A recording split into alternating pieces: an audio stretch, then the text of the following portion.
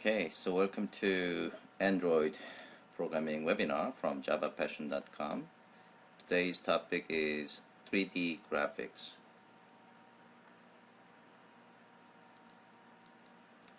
So these are the topics that we are going to cover in this presentation. So the third topic here is OpenGL ES APIs. The goal of this presentation and actually this hands-on lab is not to teach you OpenGL ES APIs. It's pretty complex APIs, and I'm going to just give you a URL where you can see all the references of the OpenGL ES APIs. We'll see some examples of this, but it's not really the focus of this topic.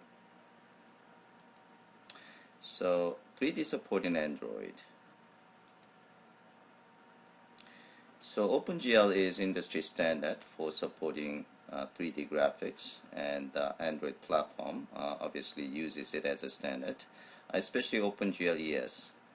So OpenGL ES is for embedded device, OpenGL support on embedded devices, and versions of OpenGL ES are relatively compatible to OpenGL regular standard. From 2.2, Android support OpenGL ES 2.0, and with the backward compatibility with OpenGL ES 1.1.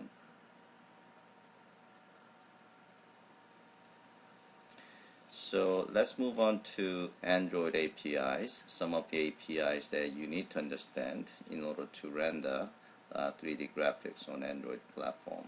So there are actually two classes. The first one is class and the other one is interface. So let's talk about these two, class and interfaces, in a bit more detail.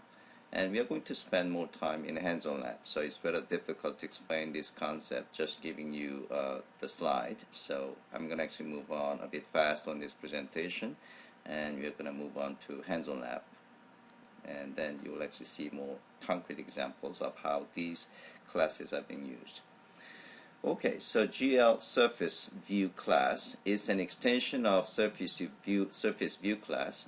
We learned last time, so we learned Surface View class when we talk about 2D graphics last time.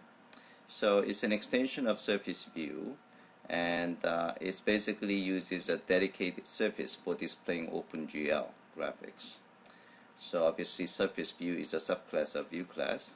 Now this GL Surface View is a special version of Surface View class. It does provide the following features. Sorry about that. So it basically manages a surface, and this surface is in fact a special piece of memory. It's a memory space in which 3D graphics can be decomposed. And as you will see in a few minutes, it accepts a renderer object. You define a renderer object, and this renderer object is the one that actually performs the real rendering. And as we learned last time on the Surface View class, it uses a dedicated thread for rendering. So it is a separate thread from main UI thread. And it does support both on-demand and continuous rendering. So this is an example. So this is the main activity class, extension activity. Now inside onCreate method, what we do is we create this view object, GL Surface View object, and then we are going to set a renderer, and this is the renderer object that you provide. Okay, so you're going to create a renderer object, in this case a pyramid renderer, and then you're setting that renderer with this GL Surface View object, and again this GL Surface View is using this renderer for actual rendering, and then you are setting the content view with this GL Surface View object. And for onResume, onPause, you can call onResume method and onPause method of this GL Surface View object. Okay, so we just covered the GL Surface View class. Now let's take a look at the renderer interface. So it's basically providing generic renderer interface, and it does actually have 3 callbacks that you have to implement. So on surface create method is called when the surface is created first time or recreated. So this is one time deal. And the on draw frame callback method is called when things need to be drawn. And the on surface change is whenever things changed. This callback method will be invoked. We'll see examples of these things in the hands-on lab in a bit more detail. Okay, so as I said before, OpenGL ES APIs, you can go to this website and let's see. Yeah, okay. I'm going to just go to the website. So I'm going to go OpenGL ES 2.0 reference. So it has a bunch of APIs. So if you just click C, and then you see all the method that can be invoked. So GL check frame buffer status, GL clear, clear color. So these are the methods of OpenGL API. So again, we are not going to go over each of these in a bit more detail. So if you want to actually learn OpenGL APIs in a bit more detail, this is the website you can actually go to. Moving forward. Alright, so how you can actually create a polygon. So 3D models are built up with the smaller elements such as vertices, edges, faces, and then polygons. And we are going to actually take a look at how these things are represented in the following slide and hands-on lab. So let's move on to vertex. You can think of vertex as a point. So this red dot, each of these red dot is a vertex. Okay. Now each vertex, as you see later on, will be captured as a float, the float type. Okay. So float is 4 byte, right? So each vertex will be represented in 4 byte flow, the type. And then we are going to convert this float array into byte array to gain better performance, and we'll see an example of that in hands-on lab. A vertex could be also a representation for a position of a camera or light source, but for now we are going to mostly focus on vertex is representing a point. Edges is, you can think of as a line. So edges are like these red lines here. So edges are, for example, between a face with another face. As you will see in the following slide, face you can think of is like this. It's like a 2D shape. So this red square is a face. So going back to edges, so edges are, in these two examples, are in fact the set lines between two faces, this one and this one, and again this one and this one. This is edge.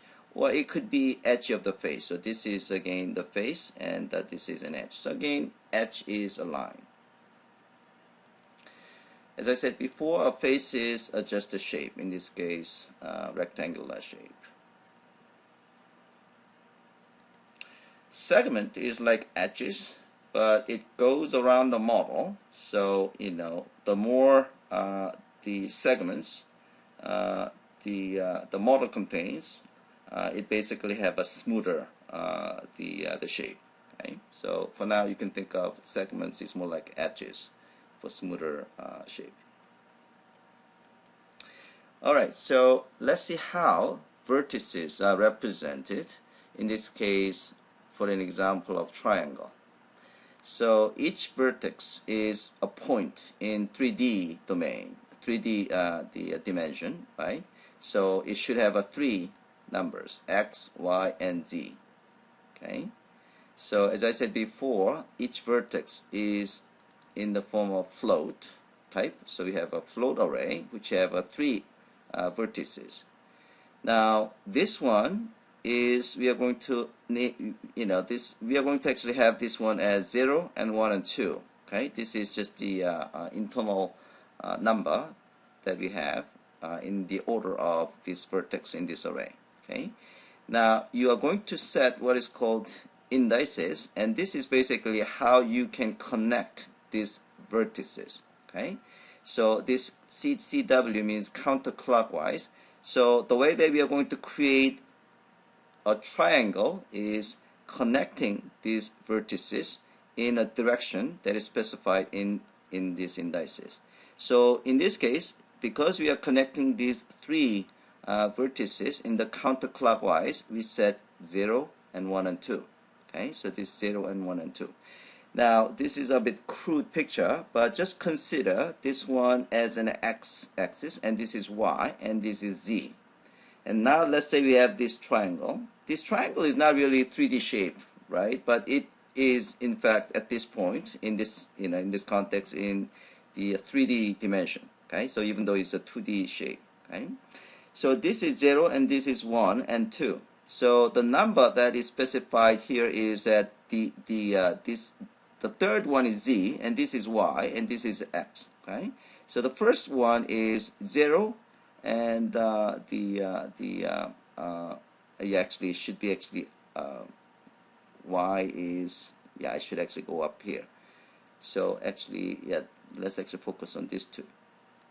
The 1 in this case is -1, so this is x-axis is -1, and on the y it is actually the -1 as well, and the z is 0. And the right, the third one is 1 and -1 and 0. So we have 0 for all z, the axis for 3 points. So these numbers actually represent where a particular vertex is located in a 3D dimension. So this is an example of vertices of square. So square is actually made of two triangles, right? So in this case, we have two triangles, this one and this one. Okay, so these four vertices of the square is represented 0, 1, and 2, and 3. Okay, so in this number sequence. Now, the way that we are going to draw this square is by having these indices. So the first one is 0, 1, and 2. Again, it's a counterclockwise. And this one is 0, 2, and 3.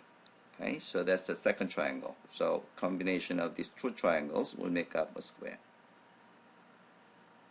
It's not really square, but it's kind of folded. It will be folded right here. Okay, and we'll see example of that in the hands on that. This is an example of pyramid. Okay, so you can see this is a pyramid, and these are, we have 5 vertices. Okay, 0, 1, 2, 3, and 4. Now we have in this case 6 triangles, right? So the 4 sides on the side, these 4 triangles, and the bottom, this square, is actually made of 2 triangles, right? So that's the reason we have 6 sequence of indices here. So so 2, 4, 3, 2, 4, 2, 4, 3, and this one is right face is 4, 2, 1, and 0, 1, 1, 0, 4, 1 is 0, 4, 1. So these are all counterclockwise. Okay.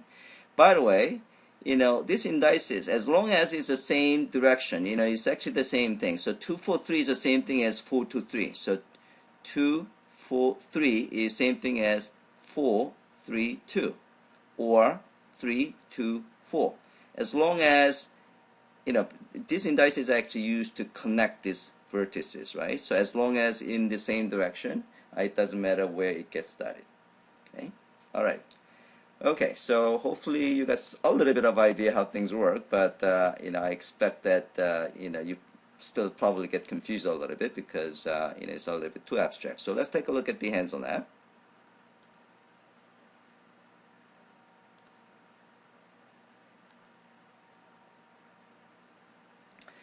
Okay, so the exercise 1 is building triangle, and exercise 2 is building square. In fact, the square folded in the middle. And then exercise 3 is pyramid, and exercise 4 is building a cube. So the first two exercises, even though we are building two-dimensional the shape, they are still in the context of 3D dimension. Okay. Alright, so the first thing we are going to build is triangle sample. So when you build, we're going to have this.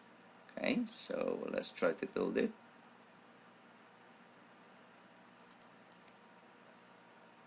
And it's not that much exciting 3D shape, but it does have all the structures for building 3D graphics using OpenGL.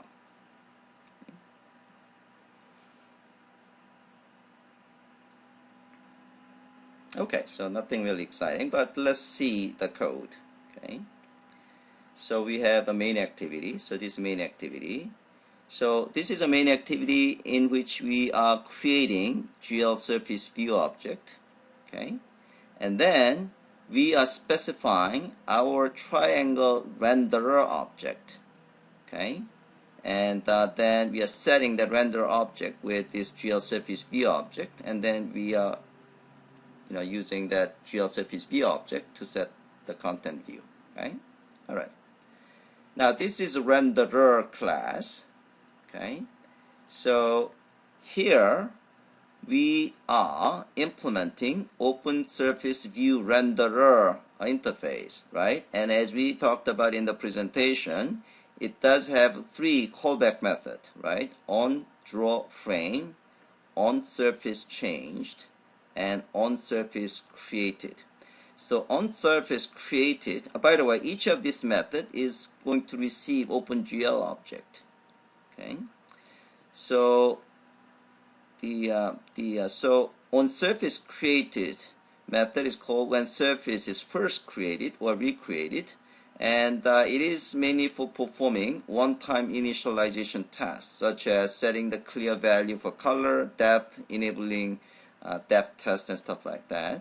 So for example, here we are setting the color to pink background. Okay, so that's the reason you're actually seeing the pink background. Okay, and you can see we are using a lot of OpenGL methods here. Okay, open surface change is whenever things changed. Okay, and on draw frame, this is where we are actually drawing things. So what we do here is that we have to create triangle object, okay, that actually provide the set of vertices and stuff like that. Okay, so we have a triangle object when we create a triangle renderer object, and then we are calling draw method of this triangle object passing the OpenGL object. Okay, so remember, if you remember 2D graphics presentation and topic that we covered last time, you could have some kind of a drawable object, and then you can call the draw method passing canvas object, right? So it is similar concept. You are passing OpenGL object. In a sense, this is function as a canvas, and then we are calling a draw method of a particular shape in a sense. Okay, and we are actually drawing it. Now let's take a look at how we can create a triangle object. So this is where you are going to define your vertices and lines and stuff like that. So here we have a set of vertices. Okay, so again, this is actually something that we have seen in the presentation. This is 0.0, 0.1, 0.2. And then we have indices. Again, these indices is representing the order we want to connect them. In this case, counterclockwise.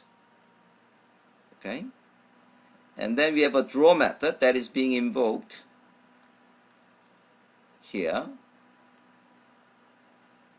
Okay, and you can call GL draw elements method, and you're actually passing what is called a primitive. So in this case, we are drawing triangles. Okay. So again, if you go to this website, if you want to learn OpenGL in a bit more detail, I strongly recommend to take a look at this tutorial. So I actually specify these tutorials. Okay, so in terms of the rendering primitive, we actually you can specify different rendering primitives such as the points strip, lines, and the triangle strip, and the triangle fan, and triangles, and things like that. So we are using just triangles. So just to give you a sense of what this primitive is all about, if you again go to one of these tutorials, is if you go over here, you can actually see these primitives. Okay, so what we have used is these triangles. Later on we will have an example of triangle strip. In fact, when we creating square, we are using this triangle strip. Okay, so we actually draw these things. Okay, all right. Okay, so now we are going to add a color to the triangle. So here you are going to create another buffer. So we have a colors buffer, and then so here this is a float, right? And now if you see triangle, when we create the triangle object, what we do is we actually allocate the byte buffer object, and because the vertex's length is, each vertex is float, we actually provide a 4 bytes. The reason we do convert into byte buffer is mainly performance reason. Okay, so anything that you are going to have, the index buffers and the vertex buffers, even colors buffers, you are going to actually convert in the byte buffer, and then that is the byte buffer is the one that we are going to use, again mainly performance. So anything that you are going to represent in OpenGL is in the form of buffer. So the array object. So here we have a color array, and we set the color. Okay, and then you are going to call color pointer OpenGL method. Okay, passing that color buffer object. Okay,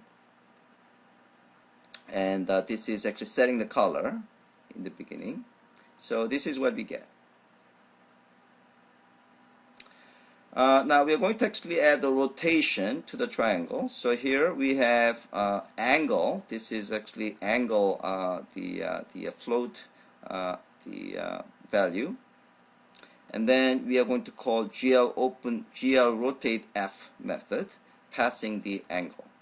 Okay, and so basically we are adding 0.7 F angle every time things are redrawn. So this is the method that gets redrawn, and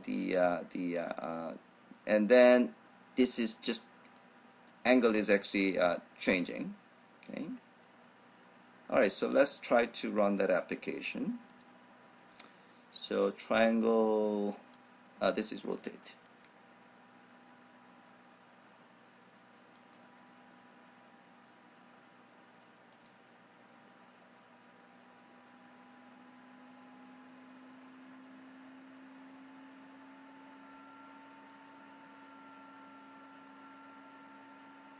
Okay, it's being rotated. All right, let's move on to next one.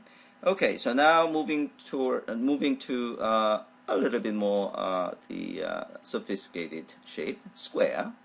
Okay, so here the logic that you are going to build is pretty much the same. So when you run the application, you are going to actually see this square. As I said before, it's actually folded in the middle, right?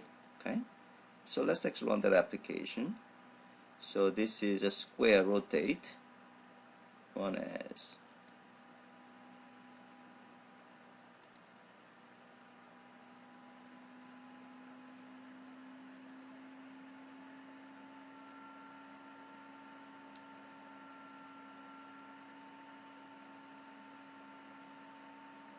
Okay, so here the square is actually made of 2 triangles, this one and this one. Okay, and it's also being rotated. Okay, so let's see the code. So here, instead of setting with triangle renderer, we are setting with square renderer object. And the rest of the code is pretty much the same, except square renderer class, of course. Okay, so again, this is a square renderer class implementing GL surface renderer. Okay, and rest of the code is pretty much the same. It should actually implement on draw frame and on surface changed and on surface created.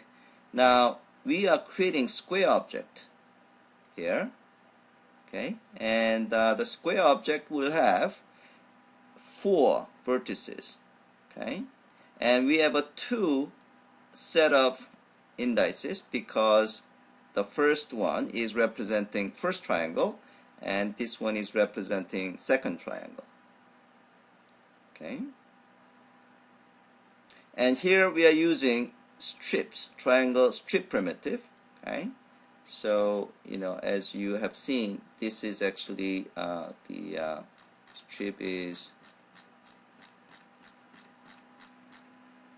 this one, okay. So we are actually creating this 4 pointed square with a line in between, okay. So basically we have a 2 triangle. Okay, so that is square. Now let's move on to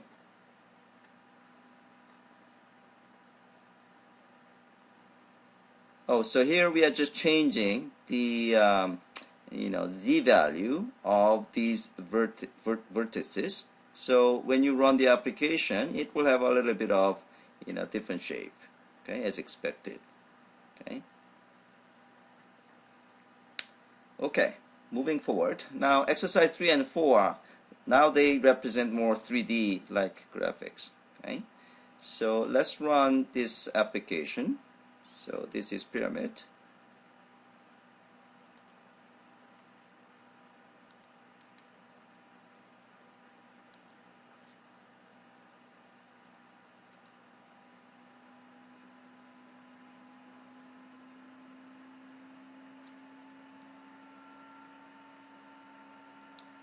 Okay, so this is a pyramid. So we have the 5 surfaces. 4 of them are triangles, right? And on the bottom is square that is made of 2 triangles.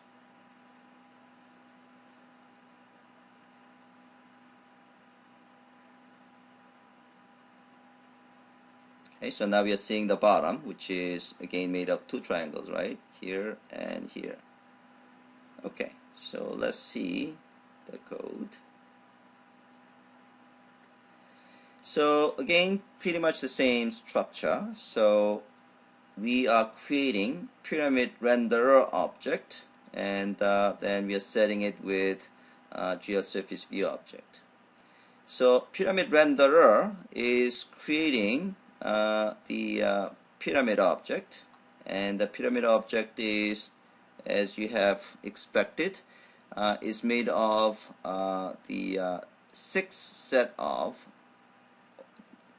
this is actually 5 vertices because we have 5 points, okay. So and this is the colors, but in terms of indices we'll have a 6 set of indices because each of these 3 number sequence represent a particular triangle. So in this case we have a 6 triangle, right? Okay, so bottom, so this one is representing bottom half left and right, okay. Now here we are going to modify these orders. As I said before, the order does not make any difference, right? Because this order is mainly used to connect the triangle vertices. So we can just change this value to the 3 to 4 instead of 2 4 3, and so you can just try different combination and it should work exactly the same, okay. Alright, next exercise, cube. So this is a bit more involved, so this is what you are going to see. So let's actually run the cube.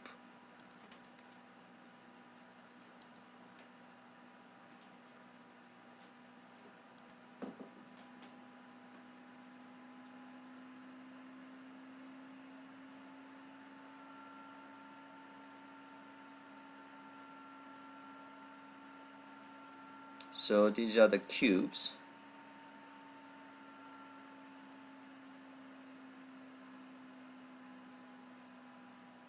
Okay, so let's see the code. So we have these are the colors. And in terms of vertices, we have representing 6 faces. So 6 faces is basically front, back, left, right, and top and bottom. Okay. And the cube renderer is pretty much the same. So, as you can see, it's basically creating a particular 3D shape, and with the vertices, and in this case we are using faces, okay, so rather than vertices, and then you're basically creating that object in your renderer object. The next exercise is drawing another cube. So in this case, we are going to have another one to be drawn. Okay, so we are going to have a different notation, and we also have a different translation, meaning it will actually move to different, the distance. Okay. So cube 2 run as.